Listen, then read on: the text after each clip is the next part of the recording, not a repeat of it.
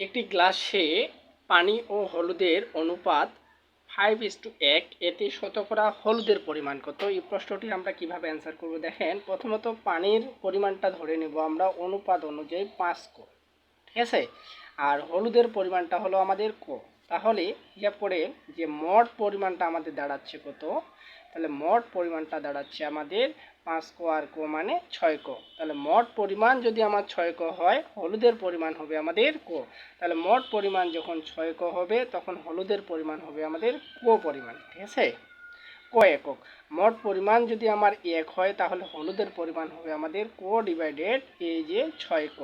মোট পরিমাণ যদি আমাদের 1 হয়, যেহেতু শতকরা বলছে আমাদের, তখন হলুদের পরিমাণ হবে আমাদের ক গুণন 100 ডিভাইডেড জাস্ট 6 ক, ঠিক আছে। এই ক কাটা যাবে, 100কে 6 দ্বারা ভাগ করব, 100কে 6 দ্বারা ভাগ করলে হবে আমাদের 16.667 এত পার্সেন্ট। এই অপশনগুলোর মধ্যে কোনো উত্তর দেওয়া নাই, তাহলে কোনো আনসার দেখানো যাবে না।